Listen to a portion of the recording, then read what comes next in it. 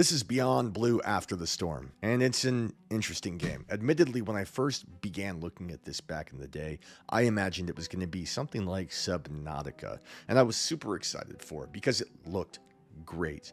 But I've come to discover that looking great because of these synthesized light rays kind of spilling down from the ocean surface looks great in 2D. And even it's okay in VR, but it takes a lot more than that to make a game amazing. And I'm sorry to say, this game, it rings hollow for me. You guys are watching Bringhurst VR.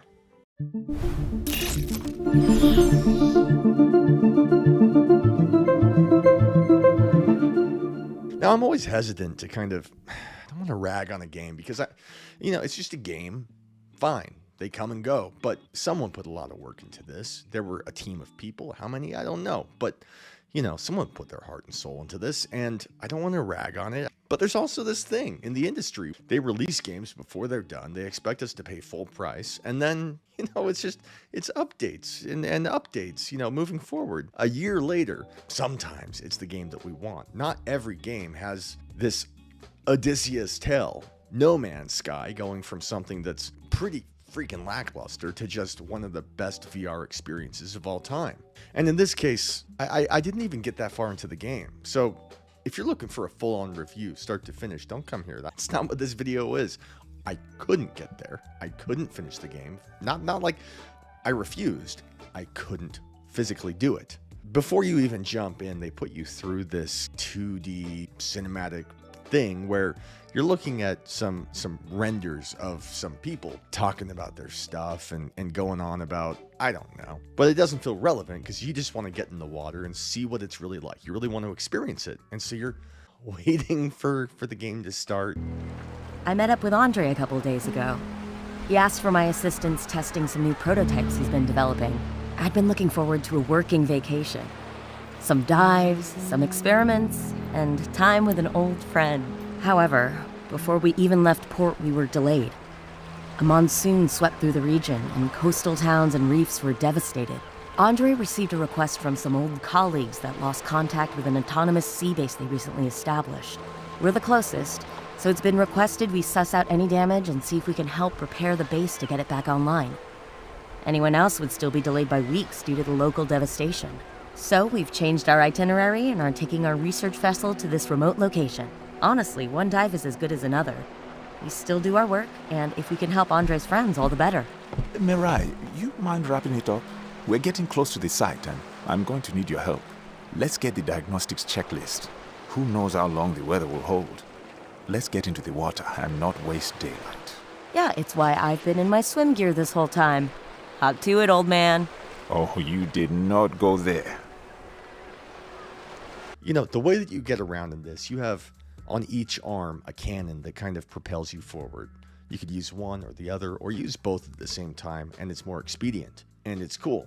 And on each hip, you have a gadget that you could either reach down and grab, or simply hold up your hand, grab in midair, and it kind of summons the weapon, and then you have it. Not always a weapon. You have a lot of different things, but you summon them based on the situation that arises. So if you approach a pipe, and I'll get into this, but there's a crack in it, and you need to use like a cold weld to kind of spray over it, then it'll say, weld this, and you reach down where any number of things could be there, but because you're needing to fix this, you grab, and what do you know? You got that tool to weld it. And on your left hip, you've got something that you can scan with. So if you come across a fish or a device, you can scan it, and it will tell you what it is.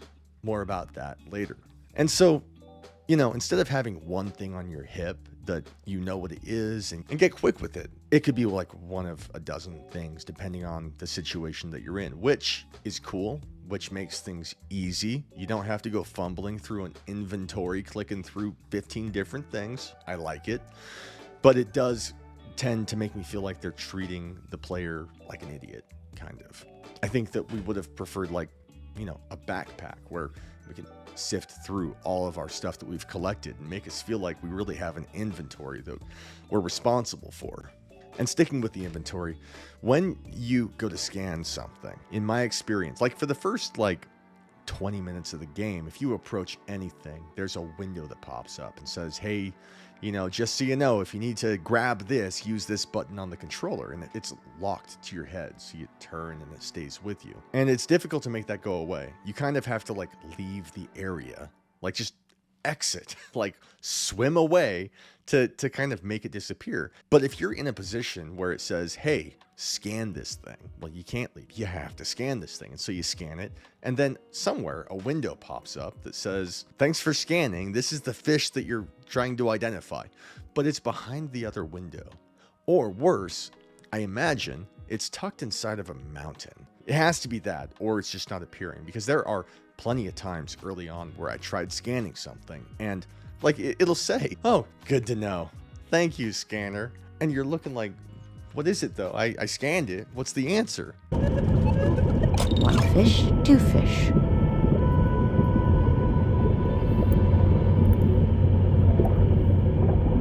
There's no pop-up box. So maybe it's embedded in a mountain that I'm standing beside, or maybe it's just not there. I don't know. But that's like one small thing. If that was the only thing, then go buy this game. It's amazing. We're not so lucky. No, this isn't over. There's tons of stuff. I'm saving the best for last. I mentioned early on that the light rays coming down, spilling down from the ocean surface, give this effect that is very cool. The Quest 3 and the Quest 3S are uniquely good at this light scattering and the way flashlights work, the way any of this lighting works. Everything just looks better on the Quest 3, and it's appreciated. But that can only carry a game so far. In my opinion, this thing it's very blocky and rudimentary, and at a glance, it might look fine, but it's just coming from something like Subnautica. I know it's high expectations. I'm talking about PC, Xbox, PlayStation, whatever. But it doesn't change the fact that a lot of the time it feels like people are reaching for too much. The creatures look good enough. It's just the rock walls. They're very blocky and dumbed down, and I suppose I appreciate that they're making an effort. But again, I come back to this thing where should we be making games that make use of these kinds of textures and worlds if it can't provide it to us in a way that's, pleasing to the eye? Which I think is why so many developers stay away from stuff like this in MetaQuest. But most damning, the thing that really is just unforgivable with this game, and I'm sorry, it's that you can't go to the ocean surface, even if you have a clear line of sight. To try to swim up, you bonk your head on nothing. An actual bonk sound, like a thump, because you hit a surface.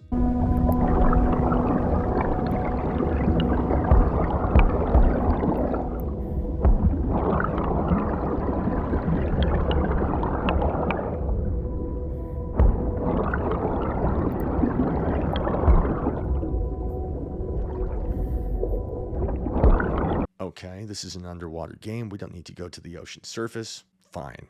And so, you'll think, well, there's a cave right there. I'm going to swim through that. And you bonk your head on an invisible surface. And in the end, the thing that made me quit was a cave opened up. And I look at my watch, which tells me there's a compass, and it says, go this way. Sure enough, there's an arrow bouncing up and down telling me, come here. Good, I'm going to go there. Bonk. I hit an invisible surface. There's a huge wall in front of me, preventing me from going to the place I need to go. I can't get around it. And so with that, I shut it down. Like, what is the point? I'm not gonna play these games. I'm not gonna do this. I'm not gonna feed this system my time. If they can't even get that right, I don't want to focus too much on the textures in this because it's whatever.